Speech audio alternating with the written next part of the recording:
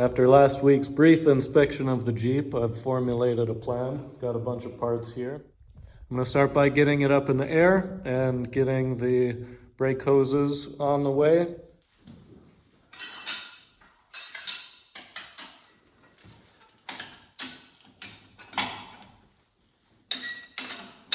The rear tire looks a little bit close to the front of that coupe. Could probably get away with that. But I'm going to bring the whole Jeep forward a little more just to give myself a little bit of working room there.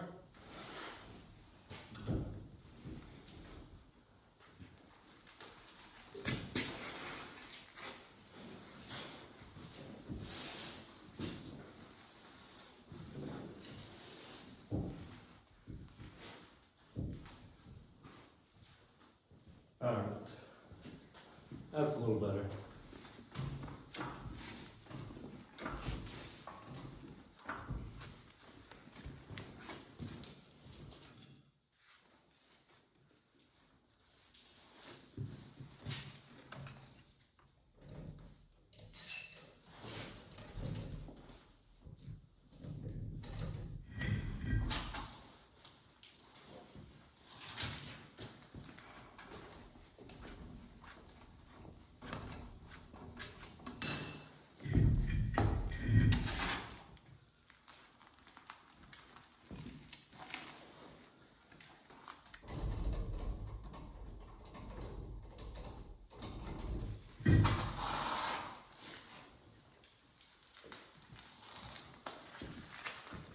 All right, she's up in the air.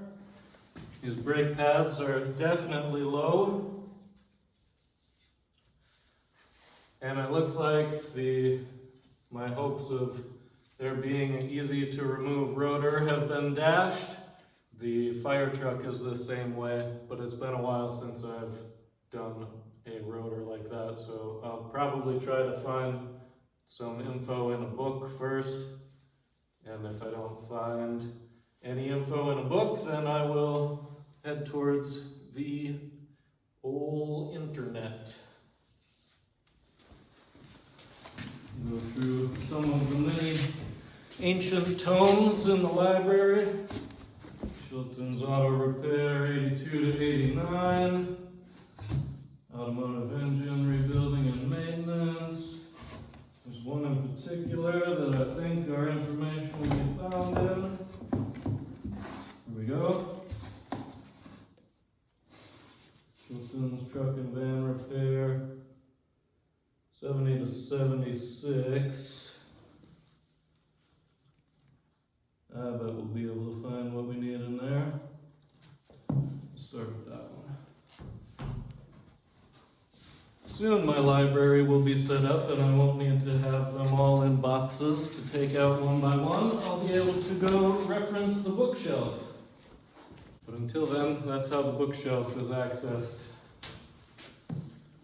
I'm going to go through this before I get my hands dirty with axle grease and penetrating oil. Front drive axle looks like we're at 43. There we go. Lockout hub.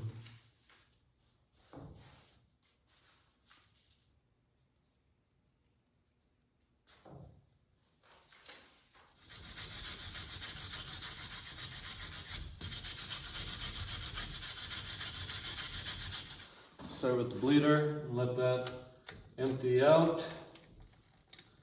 I'm gonna do my favorite trick of just giving it nice little taps. Try to get it to come free without shearing that bleeder off. I did get some extra bleeders, but that doesn't do us much good if the bleeder snaps off with the threads in the caliper still. I was able to get it cracked, so that's good. Next we'll move on to this steel brake line. Try to get that to come out of the hose in one piece. A lot of times I find that the problem isn't necessarily getting the nut loose. The problem is getting the nut to slide backwards over the steel line. got this little bit of coil around it that I've never quite understood what that was supposed to be for. Some form of protection, perhaps. Rather than making you look at it from afar, we'd give you a nice close-up view of what I'm talking about. So this is that coil around the steel brake line. Now that I've uncoiled some of it, it's a little bit more out of the way.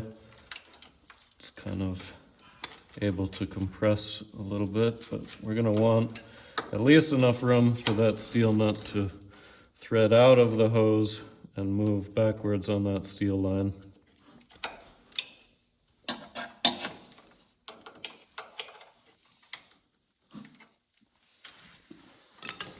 I'll just cut it off there. If we need to take off more later, we can. We're going to want to break this inverted flare nut on the metal line free and pay very close attention to making sure that we're not twisting the steel line off of there. So we'll add some penetrating oil right now.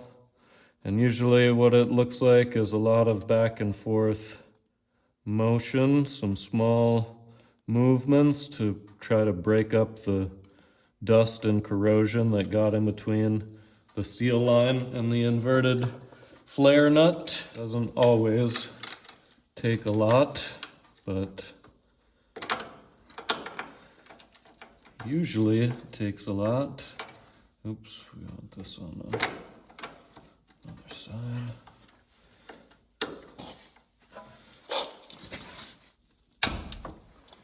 Okay, so there's our line. Our nut has been loosened, and now we're just gonna look really closely at that steel line and make sure that it's not twisting off, which currently it wants to rotate with the nut. So I'm just gonna keep doing some back and forths there.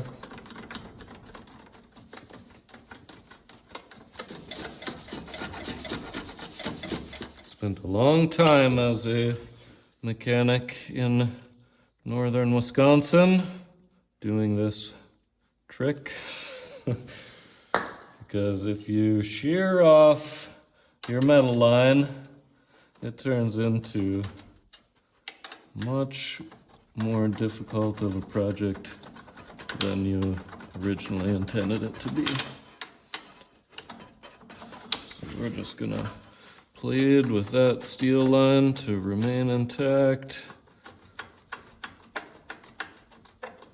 Still see the steel line wants to rotate, but it looks to me like the nut is rotating more than the steel line, which means we're headed in the right direction.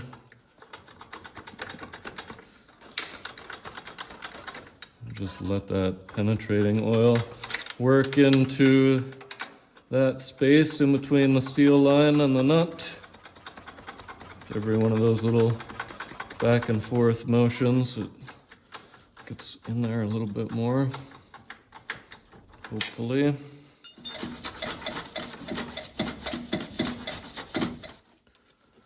Even take our pick and try to get any sort of corrosion that's stuck in there.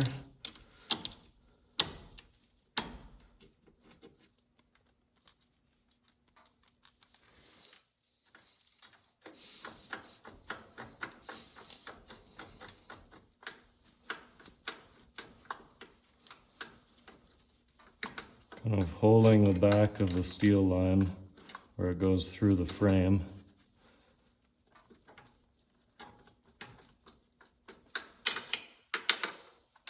To try to help stop it from rotating.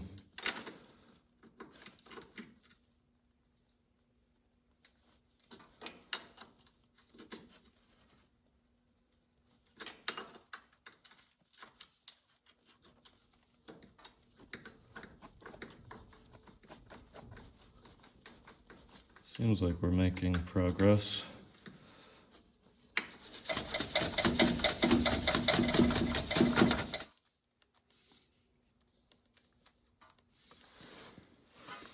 Okay, now we're able to move that nut back and forth without the line twisting. So we're just gonna continue to do that little back and forth when we run into resistance. But we're well on our way to success.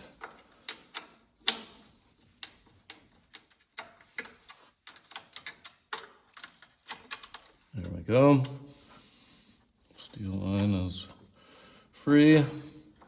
There you can see, maybe you can see, I can see, there's corrosion on the inside of that line. Not a lot, not that's compromising the steel line, but enough that was keeping that nut and the steel line as one. So that's what you gotta watch out for. Next, we'll take the horseshoe clip out of there. Usually do those with the vice grips. What I'll try to do is move the horseshoe clamp from side to side to try to break that tension a little bit, if I can. And then after I get some side to side motion, and try to pull it out.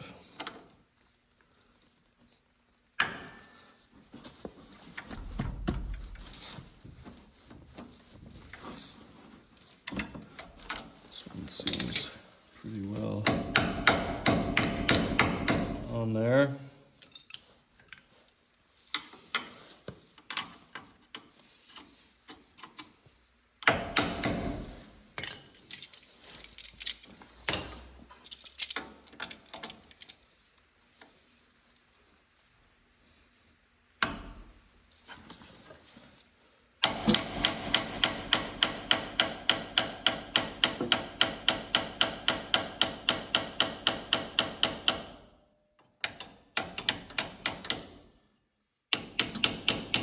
There's our little bit of side to side.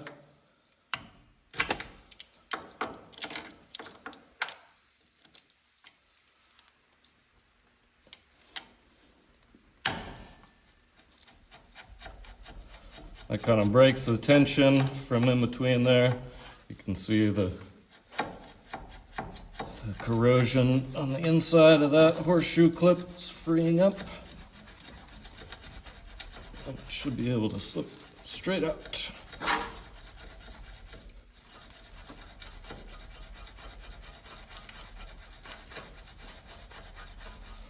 And also help it along by turning the vice grip sideways and hitting on the side of the vice grips if we need to, but we didn't need to. Got it out. Let's give this hose some taps and then that comes free. There we go. The other side of this hose is attached to the caliper down here by a banjo bolt. And I'm just gonna take this caliper off before I try to loosen that banjo bolt, because I like to be able to get to all sides of it, wire brush it off, put some penetrating oil on there. So that's gonna be a better for our process to have that caliper out. Because even though I got new brake hoses, I did not get new banjo bolts. So now we'll move over to the other side and we'll take this caliper off. This caliper is held in place by this large bracket on either side of it. Stops the caliper from moving up and down when the caliper clamps onto the rotor. And so we're going to take out this Allen head bolt, and these smaller brackets, there's kind of a little spring apparatus in there, will be able to be drifted out. We'll do that with a punch. and then this caliper can slide off the rotor, and then we can start looking into removing our hub. I soaked all this down with penetrating oil and wire brushed. First wire brushed the rust off. It's had a chance to soak for a while.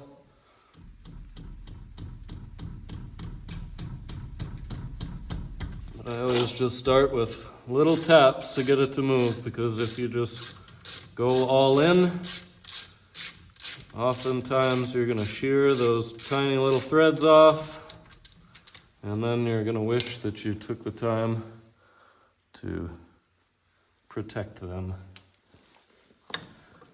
Now we'll drift that bracket out.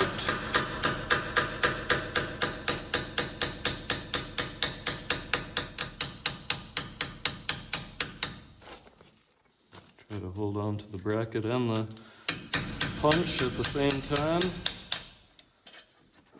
So there's your little anti-rattle spring and the bracket that goes in there. It's always kind of funny to me that something that's so important to your brake system, these whole calipers are just held in by a little screw, but it works. Now, as we try to remove this caliper, the piston in there is gonna compress a little bit, and we're gonna probably spray brake fluid all over the shop.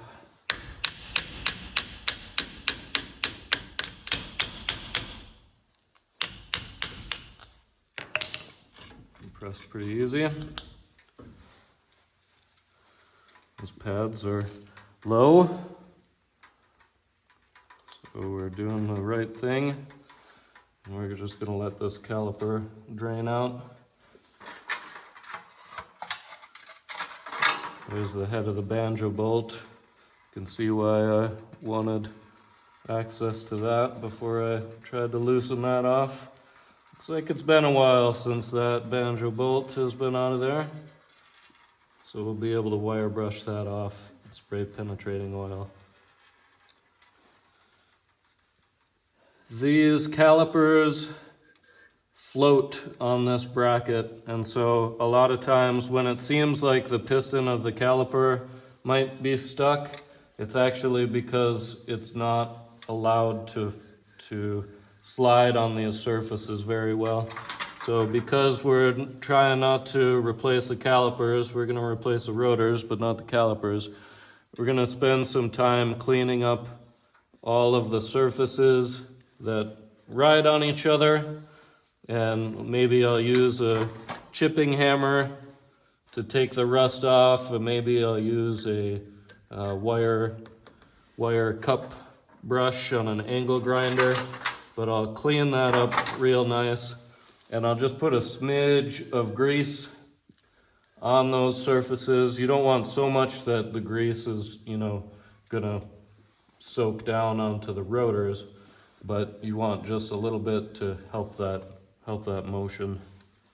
There's been a lot of times where I've replaced the calipers thinking that the piston was froze, and then found out that it was still sticking on the front brakes, and then I realized that if I cleaned those surfaces up, then the caliper would slide a lot easier. I know I had talked about finding a diagram before I jumped into taking these apart, but I couldn't find a good diagram in my books. Even the fire truck manual that I had was pretty unhelpful in that regard. I know the fire truck has a very similar setup to this, where the hub assembly is keyed into the rotor itself. The rotor doesn't just come off of there. So I'm going to start by taking off this grease cap and just see what I'm looking at.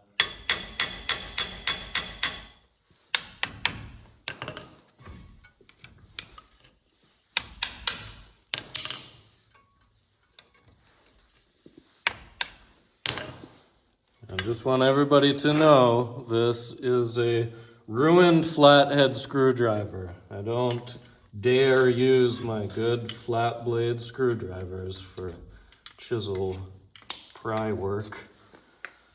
Not that foolish. So here we have our snap ring pliers on the outside of this. Our snap ring here, which is holding the axle shaft. The axle shaft is splined into this hub assembly.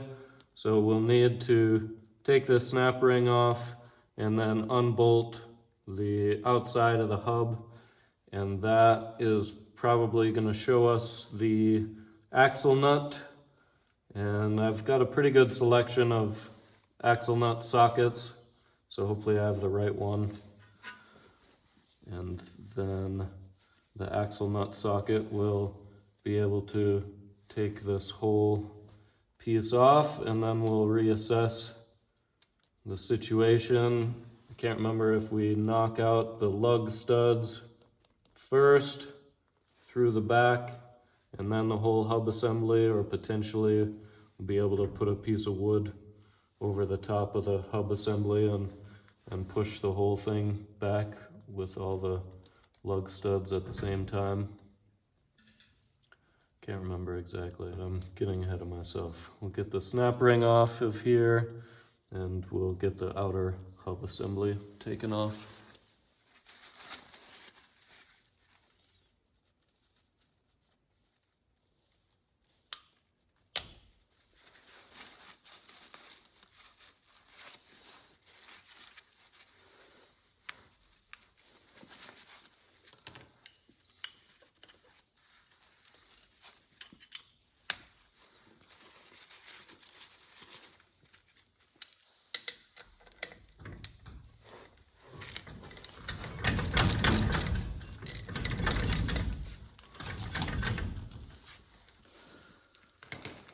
I'm gonna put a lug nut on here and get a crowbar, and that can be my way to stop this from rotating. I want to make sure to protect these threads, so putting a lug nut on there will help do that.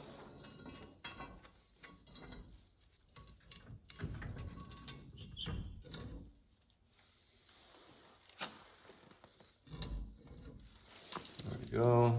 Crowbar is preventing this rotor from rotating. Those are in there.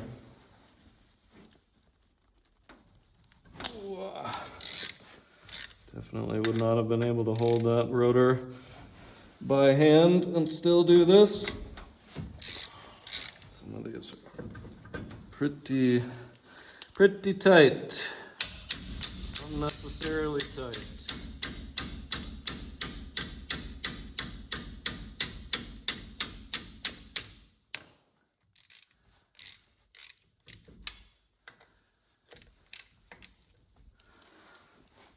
If there being paint over those lock washers, we may just be looking at the first time that this hub assembly has been taken off of here. I know this Jeep is pretty low mileage, even though it's rusty. So I wouldn't be surprised if we're doing the first rotor change of this Jeep's life.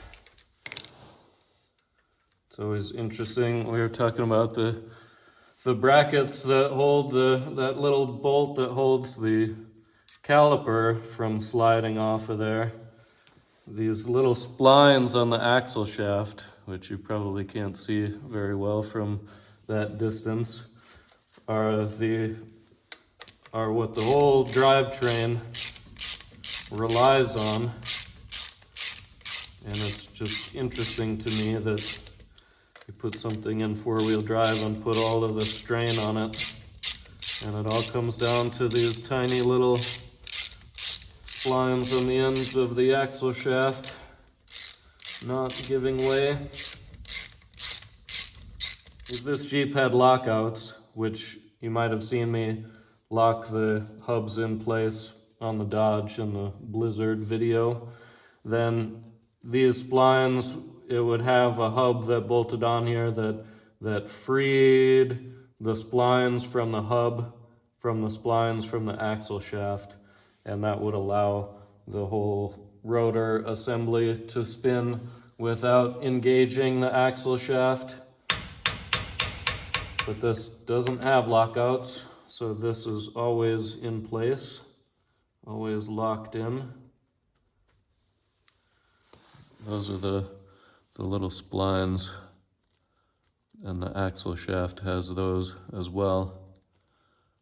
It's just interesting how small those are and how much force they have to contend with. So now we can see our first layer of the axle nut.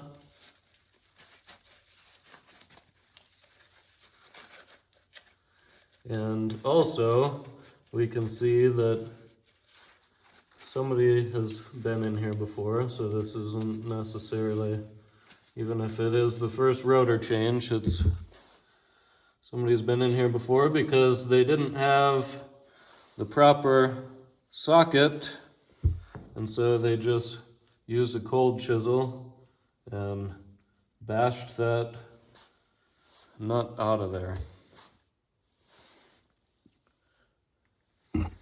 There's the little telltale signs that somebody used a tool that is not the proper tool. So I'm not sure if I have that axle nut socket. I'm gonna go look for it. And if I do, now because these are proud, I'll have to push those out of the way so that the axle nut socket will be able to fit on there. But I'd much rather, if I have the socket, I'm gonna use that because I'd rather do that than bash things that I don't need to bash.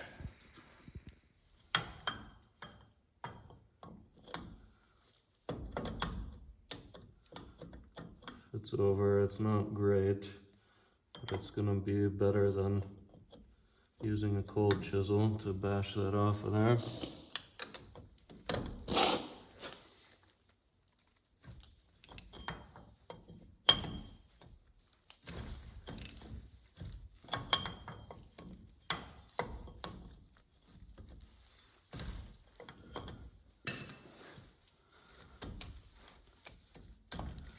There's some sort of lock washer that a lot of times I see them with tabs that you bend out of the way. It looks like this one was kind of a spring-loaded sort of an apparatus. Possibly, if I'm seeing that right.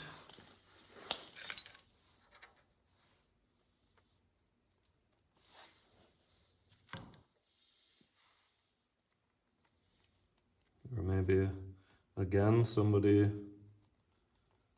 just broke the tab off of there, and looks like this inside tab is what locked on the second nut in there, and it looks like there was an outside tab on the outside of this, and when somebody broke that off, they just tried to bend the whole washer up to compensate, to lock that outer nut in place, which is not ideal, but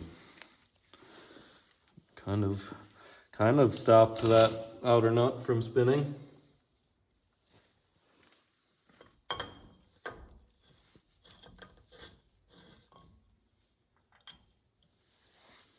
All right, there's the inner one. So now our whole rotor and hub assembly should just slide off of there. We're gonna wanna make sure that we don't lose the outer wheel bearings when we slide it off of there, and the inner inner wheel bearing will be kept in place by the oil seal, by the wheel seal on the back side of that, so we don't need to be as cautious about losing that one.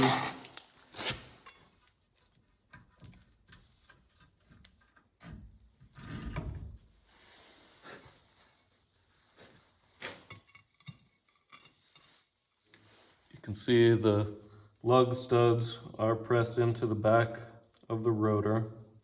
So we'll do lug studs through individually, and then hopefully the hub will come off of the rotor without too much trouble. We might need to help that a little bit, but the rotor will come backwards off of the hub. And then we'll slide the new rotor onto the hub, and then we'll bash the lug studs in and have them crush into the new rotor. We've got a good selection of boards and blocks for this next stage of the project. I'm going to try to get these lug studs to go through into the back. I've got space behind this rotor for them to fall through. And if I just took a hammer and started bashing on the end of these, that would mushroom out the end, and then they would not take the lug nuts anymore. So I'm going to use a drift pin, a punch, and I'm going to try to keep that in the center of the lug stud, and then with one fell swoop, try to get those out. The name of the game is to do a hard hit first to get them to move, and then you can follow them up with smaller hits.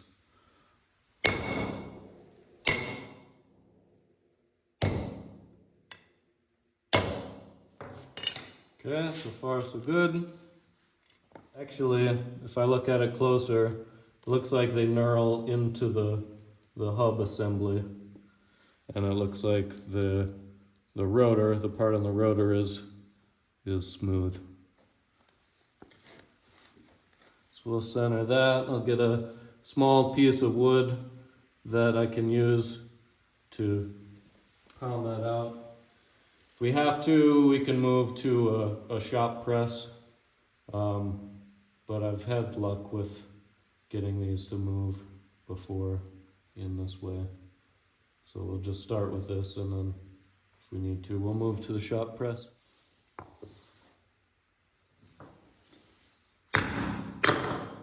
That was pretty easy. Didn't take much.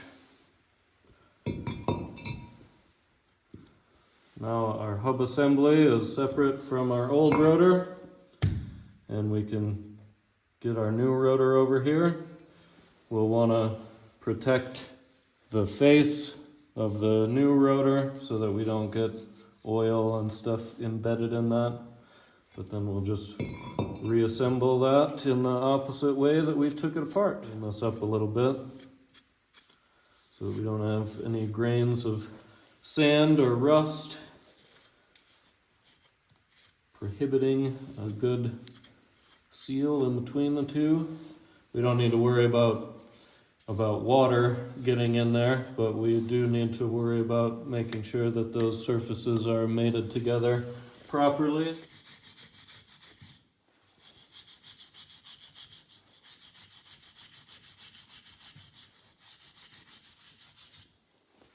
We'll have this side going through there,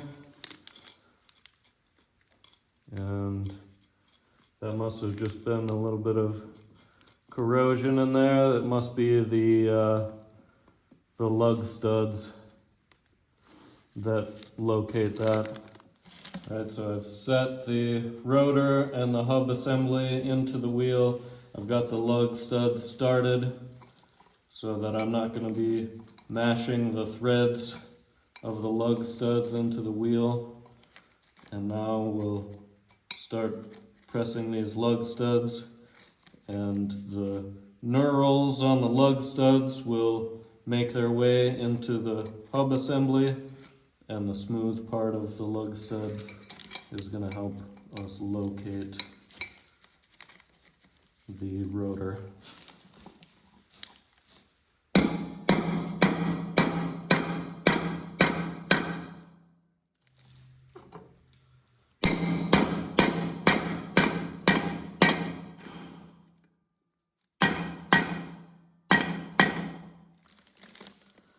Alright, now our lug studs are back installed and our shiny new rotor is in place. I'll do the same process on the other side. Got the hubs installed in both rotors again. I've got new wheel seals because it's not worth relying on the old ones. And the pistons in the old calipers didn't quite go in evenly, and one of them didn't go in far enough. So I ordered some new calipers as well, because again, we're this far along in the project, we might as well do it right. Next thing I'm gonna do is put a wire wheel on an angle grinder, and I'm gonna clean up the surfaces where the calipers meet, these brackets. And I'm also going to clean up the channels where the brake pads ride on, because that's a good idea to have those clean as well. After that, we'll be able to start putting everything back together for our front brakes.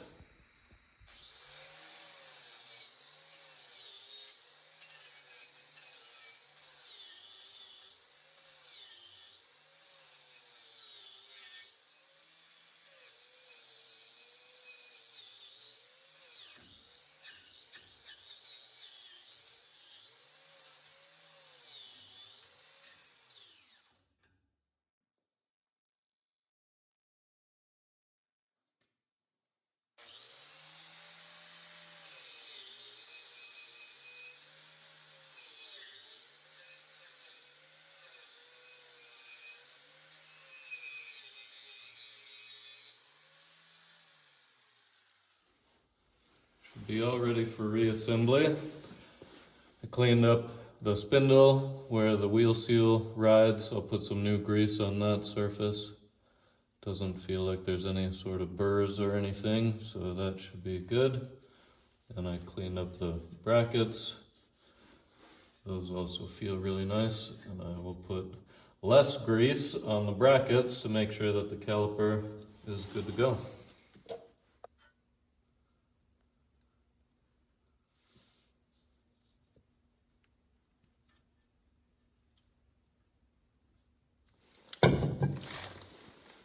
I'm also going to go ahead and take my grease gun and just put some grease on the inside of there.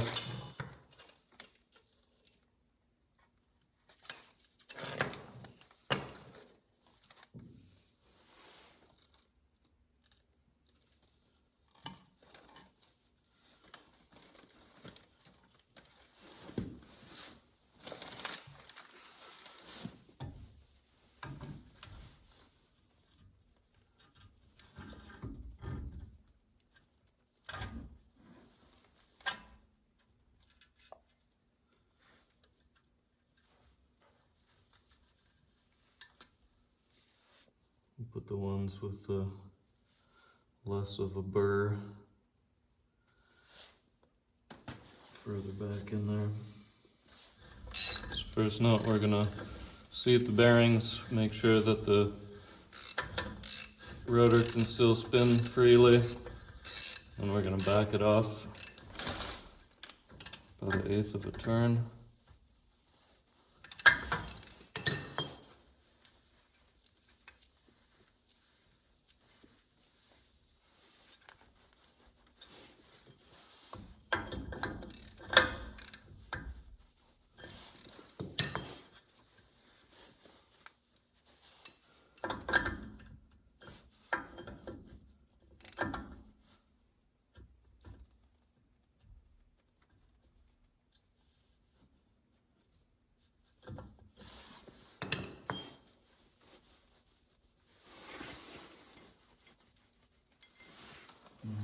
There, that's good. I looked it up, and the lock washers do not have a tab on the outside, so for whatever reason this one was bent up because somebody thought that it should have had some sort of a tab holding it in place, maybe because they used a chisel to put the nut in place. And this one can get some more torque put on it because this is gonna lock the inner washer and nut in place. And that inner nut's not gonna spin because the lock washer is preventing that inner one from spinning. And just verify that the rotor still spins nicely, which it does. Make sure there's no in and out, which there is not. And then for our hub, I'm gonna clean up this face and put some form a gasket material on there because I don't have a gasket for this. And it's not like our full floating front axle in the Dodge, so it doesn't need to be sealed for gear oil, but it does need to be sealed for water. We don't want water getting in there and messing up our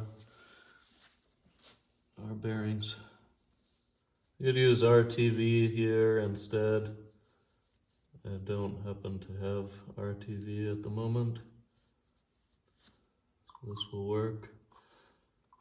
I've also seen these packed full of grease when somebody doesn't have RTV or form a gasket material. It's less ideal, but if you were in the field, it would work.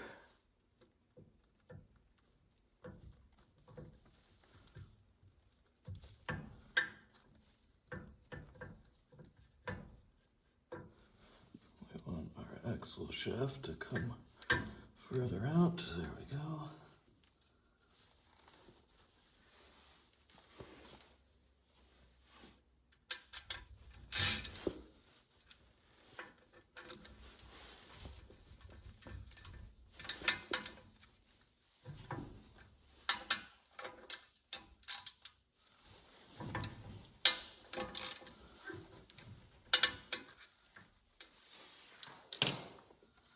And lastly, we'll get our snap ring on to prevent that axle shaft from going too far in there.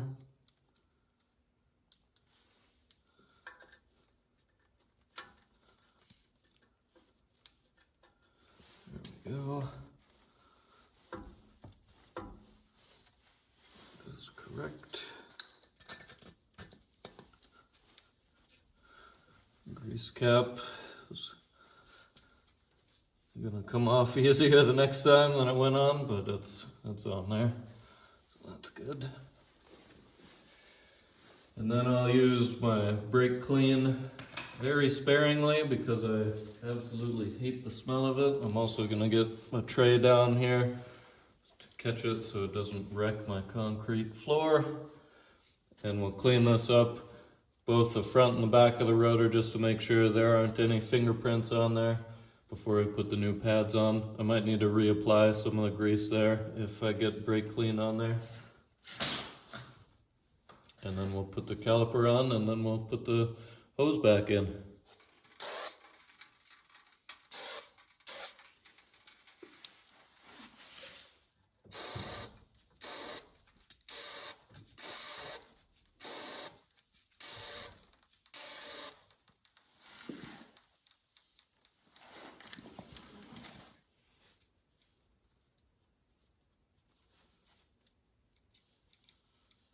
Go like that.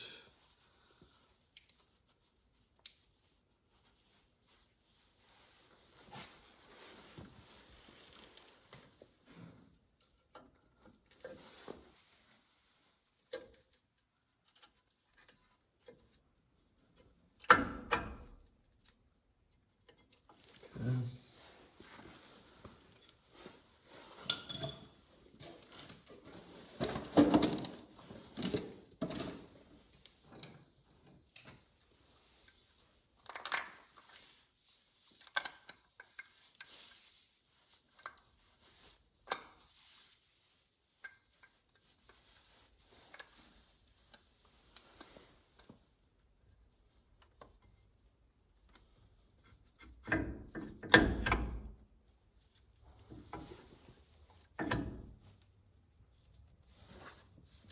punch our new bracket and spring in. The driveway is getting plowed.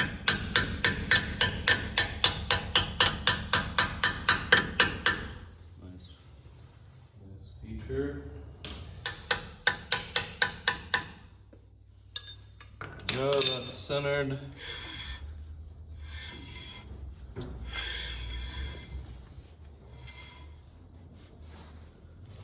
They even gave us a new Allen head bolt.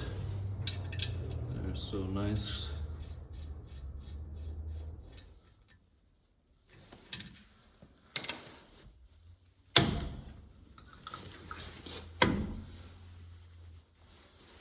Caliper slides nice on that bracket, that's good. We'll turn this knuckle a little bit to give us some more room for that brake hose back here. The banjo bolt is this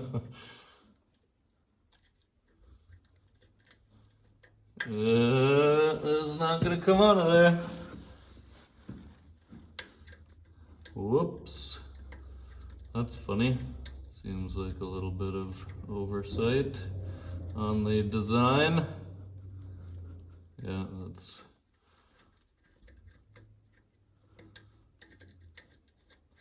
try as I may. That's not gonna come out of there. So we're gonna remove this caliper, get our hose started on there.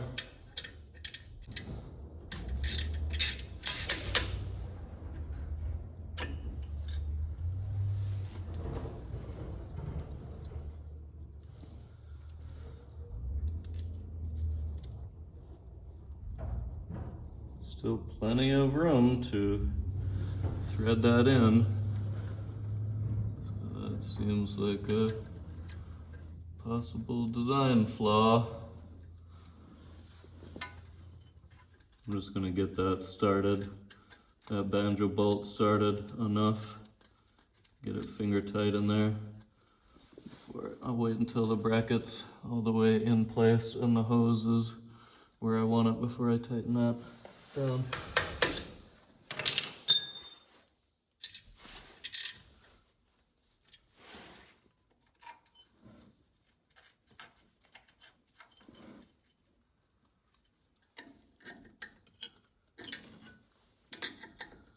Alright, well I can get an open-ended wrench back there. And we only need to get that bolt down far enough to crush those copper washers. So I'm not too concerned about not getting enough purchase on that bolt. But I am slightly concerned. See what I'm talking about? How close that is.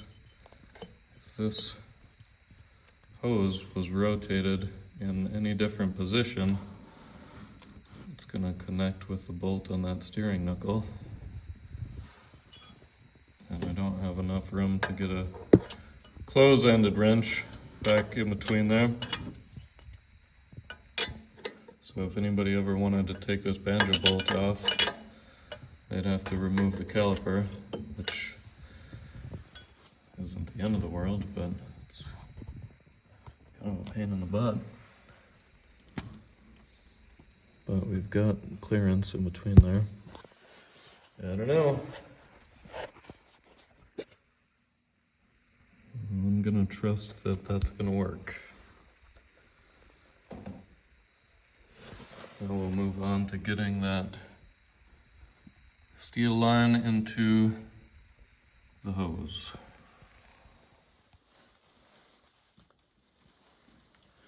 Because these horseshoe clips will fit around that steel line, I've had luck in the past of getting this aligned and getting the threads of the inverted flare nut started while I can still move the hose back and forth a little bit. Because oftentimes these need to be aligned just right, as we saw when we were removing it, to make sure that it's not gonna mess up those threads.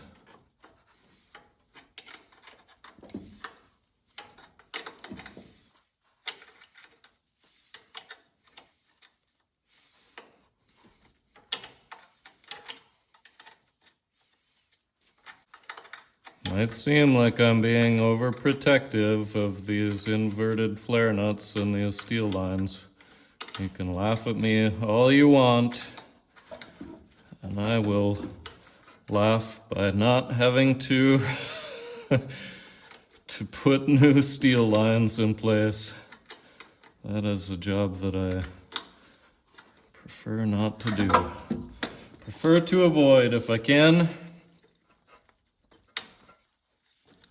Okay, we just want that hose to key back into place.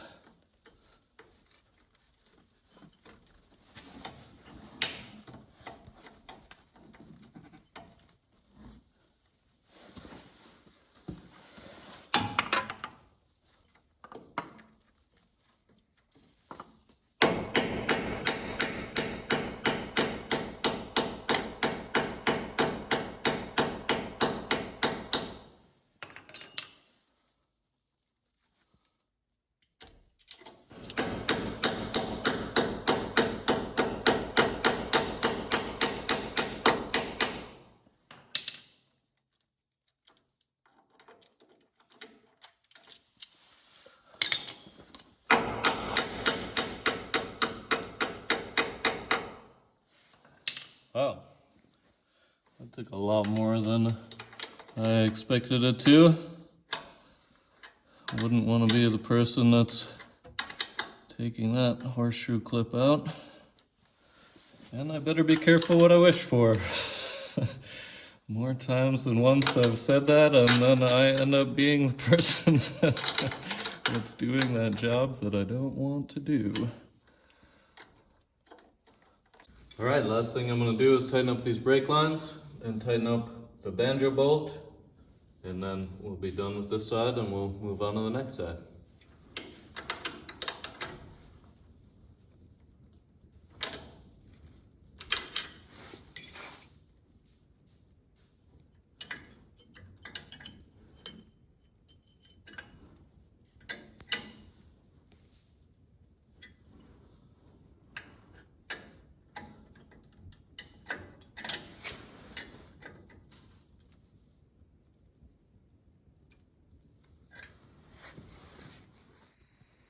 Got the other side done, looking good. Did pretty much the same procedure as the other side. There wasn't any surprises.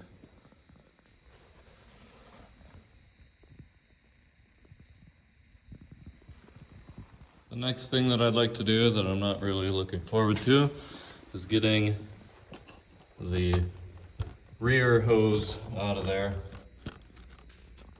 It looks ancient. They'll be pleating with the steel lines on either side of that junction, and also the steel line that goes into the top of that hose.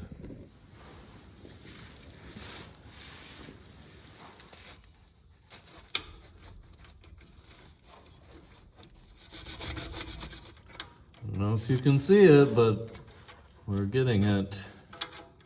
Patience pays off when you're dealing with metal brake lines. You hear me say that again and again and again. All right, one side out. Other side was a lot easier. As soon as the nut broke free, it was able to come out of there. Did not take any back and forth, which is nice. Not sure I'm gonna be able to say the same about where the steel line goes into the top of that. The bad news is we're gonna lose our steel brake line where it goes into the top of that hose. The nut is so rusted that a wrench won't even fit on there. Vice grips got it to break free, but the line is just too rusted. The good news is you get to see the entire fun process of flaring metal brake lines underneath a rusty northern Wisconsin vehicle. Lucky you. So we're gonna follow this line back. Goes out over the top of the frame.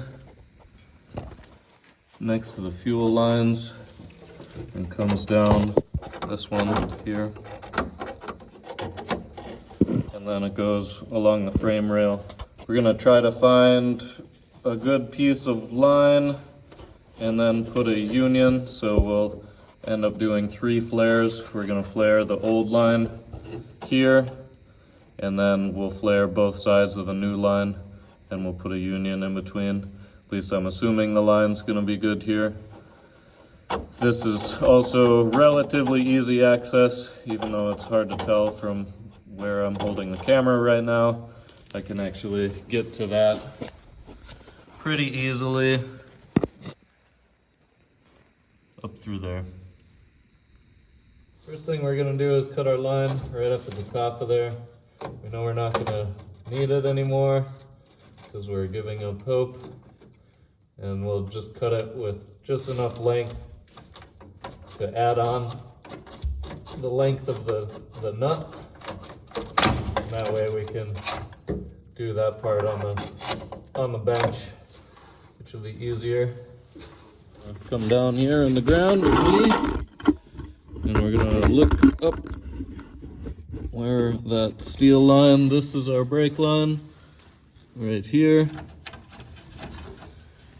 And for now, I'm just gonna cut it with those same pliers further back, because we're gonna need to take this coiling off of there. And so I'm not gonna worry too much about making a nice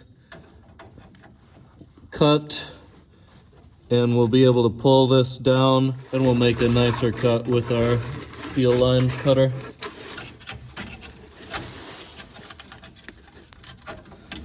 And even though it's a pain to cut through, that's a good sign that our line is actually going to be solid enough to put a flare into.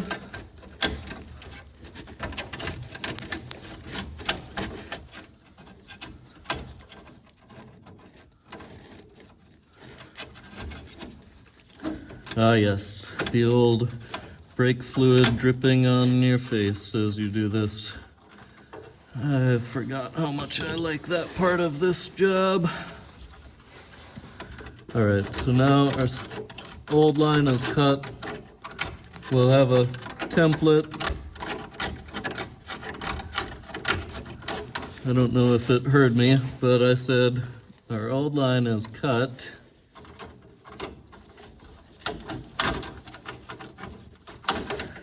And we'll have a template that we can use to make the new line from this.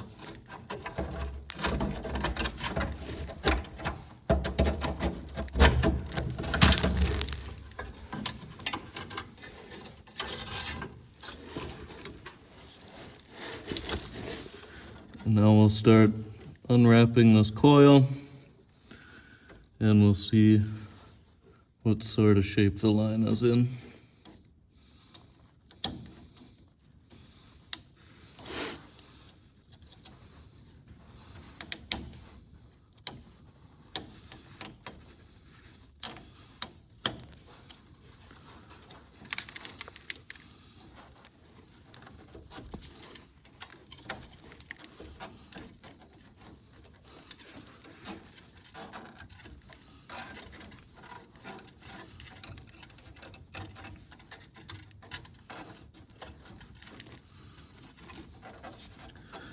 Again, I'm sure this stuff has some really smart purpose.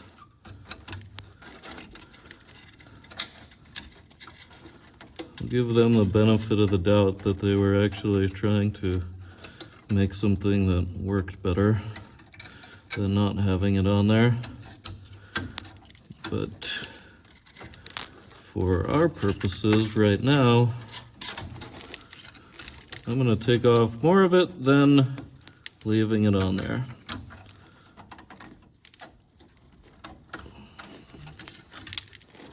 We're gonna try that much, see if that is enough.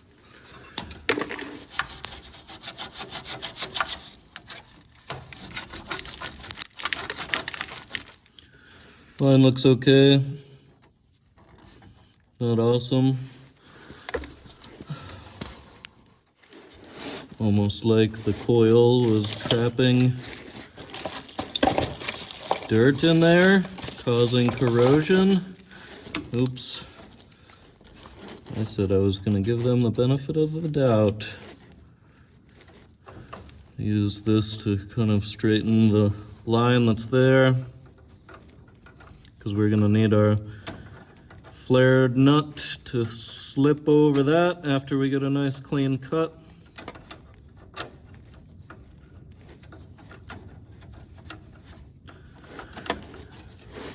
And then we're going to bend the steel line down enough to where we can rotate our line cutter all the way around it. Come back far enough where that's not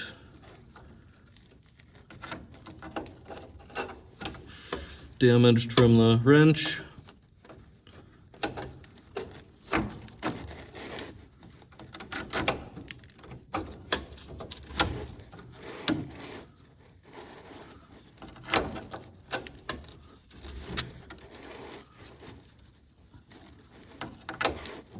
Just tightening this line cutter ever so slightly every time it goes around to get a nice even cut through the line.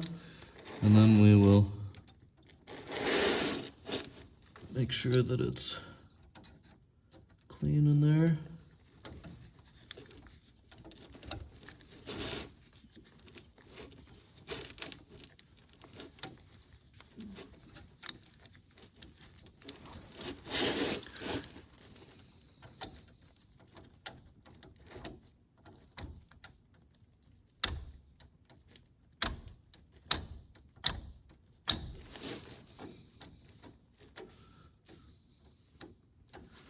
We really want to go the extra mile, which by now you should know, oh yes we do. We're even going to file that off nice and straight so that it'll make a nice clean flare. Very important step, put your flare nut on first. Ask me how I learned that lesson. Now we get our clamp back there. We're gonna put our little adapter in there to make sure that we get a internal flare first. And this adapter also, if you turn it to the side, has a depth marker. So we're going to use that depth marker to find out how much of this steel line we want sticking out, which is right about there. And then we're going to put that in there, and we're going to hold it there while we get our press. We're going to slide our press on, and our press has a little triangle cone-shaped piece that we want to make sure is in there.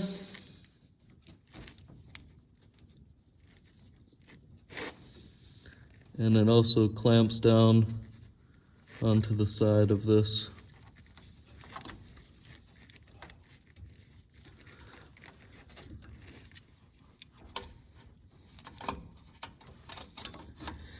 And you were wondering why I didn't want to do this.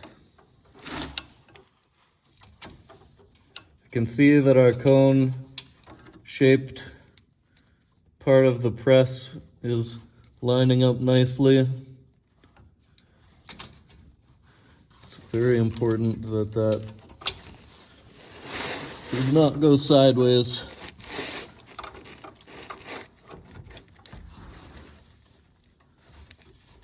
Now that I know that our cone shape is aligned, I'm going to clamp the ever-living daylights out of the side of this to make sure that it doesn't slide down the steel line.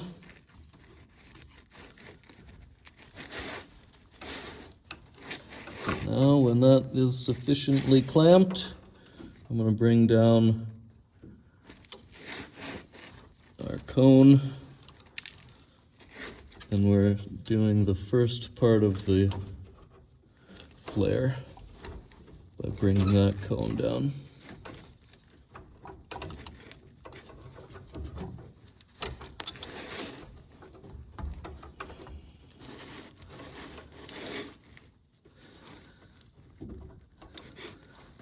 And now when that bottoms out, bring this back up and take our little adapter piece out of there. And do the last part of our flare. And then when we get this little adapter out of there, we bring the cone down again. There, the adapter just fell out in case you didn't notice. Don't know where it went. Now we bring the cone back down into the steel line, and the cone does the inside part of the flare.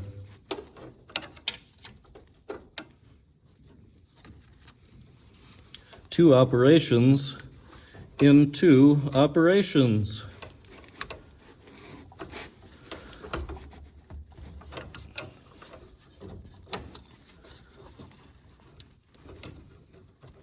Okay, there's resistance. So now the inner part of that flare is done. And we bring that cone away and we unclamp it and we look at how beautiful our work is been accomplished.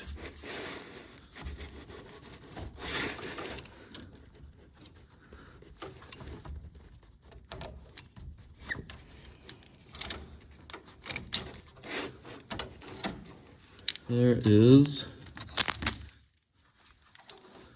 our inverted flare on our metal line.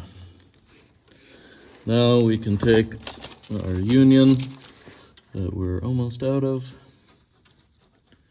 put our union on, and now when we flare the next half of the line, which we don't have to do underneath the vehicle anymore, we'll put it in on that side of the union. Now we have our brake line piece that we cut out of there, and we'll get to make the new line in a much more relaxed fashion. No longer underneath the vehicle getting brake fluid dripping on our face. Because this is not a show Jeep, I'm less concerned about exact shape of this line and more concerned about length. So that's mainly what I'm going to be focusing on.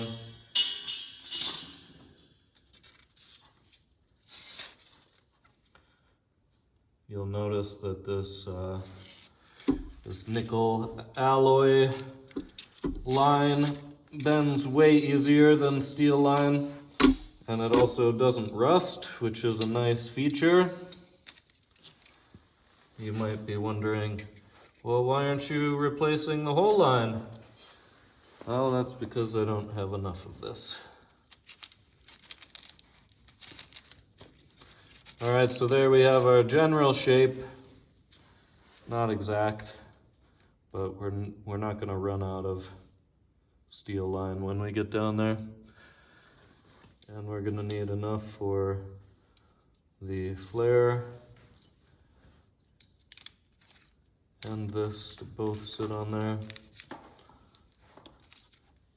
So we'll make it slightly longer.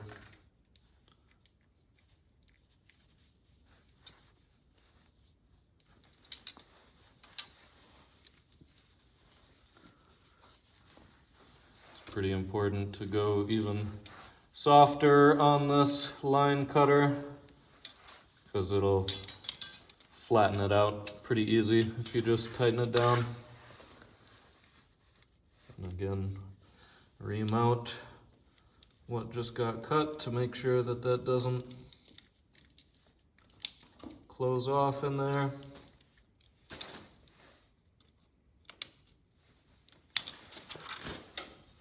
And because we're so nice,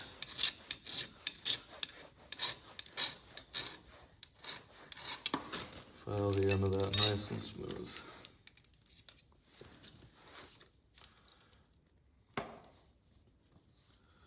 Nut on. Line sticking out the proper length. About there.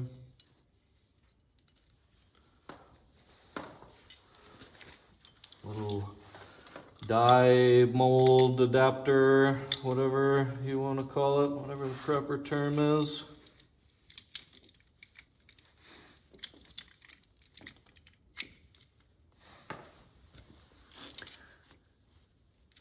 Now I can show it to you from this angle. There's our cone. And we want that to be centered onto that little adapter. So we bring the cone down, and we also clamp onto the clamp.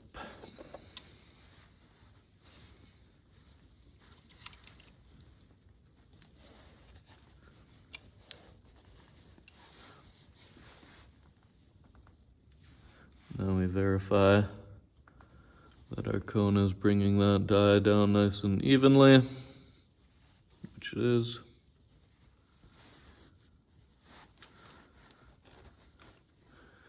And you can even see the outside of the flare forming.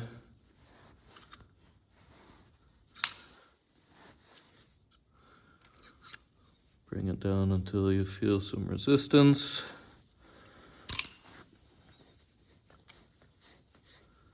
Bring the cone back and take out the adapter.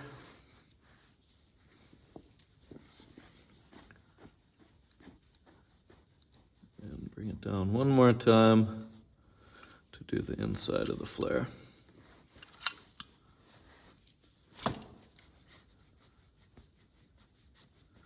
And there you go. Not only does that line bend much nicer than steel line, it also flares much easier. Then you bring the nut down, and there you've got your nice inverted flare. And we'll do the other side, same way. Okay, both sides are flared. Now we'll install it.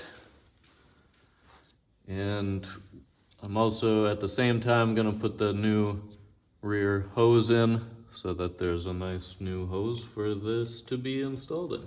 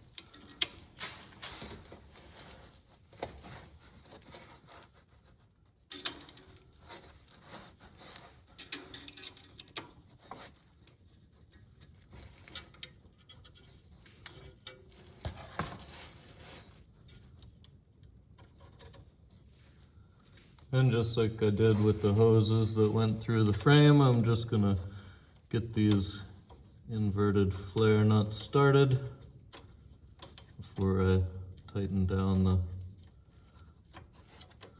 the hose into the axle housing. I've also run into these blocks being slightly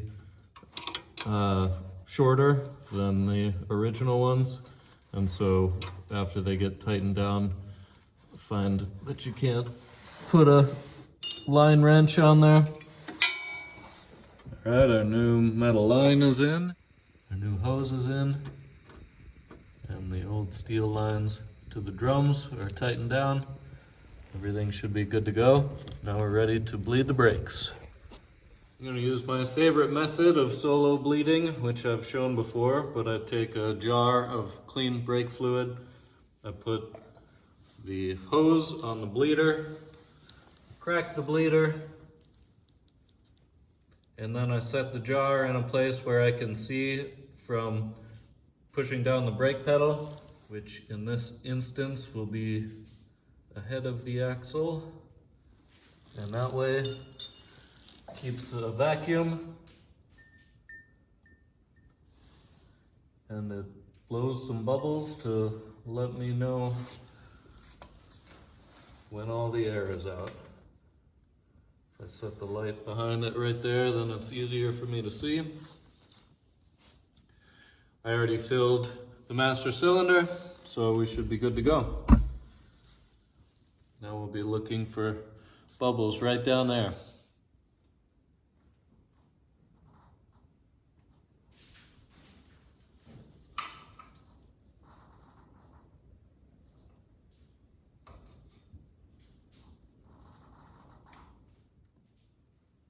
Well, it didn't take long.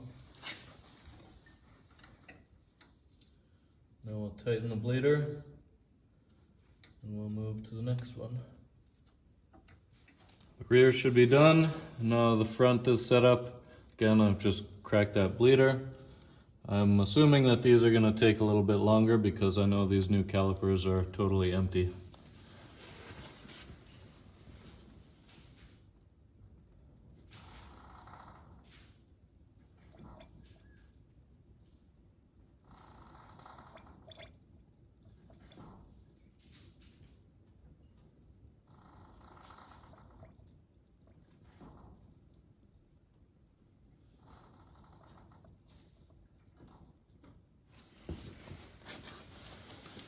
And now we can see our line is full. There's a few little bubbles coming out of there. That might be from, I bet that's from the threads in the bleeder. But it's drawing air through those threads because that's a nice solid line. I'll close this up and we'll move to the other side and we should have a nice firm brake pedal.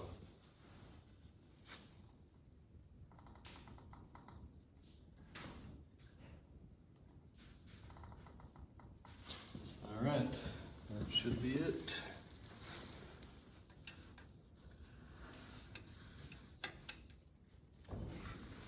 Now our first few presses on the pedal will probably feel pretty soft because we're going to be moving those pistons into place. But then after we do that, the pedal should firm up nice.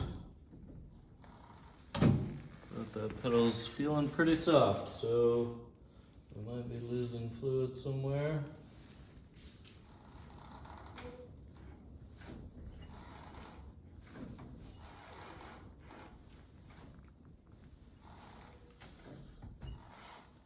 Well, we must have stopped prematurely.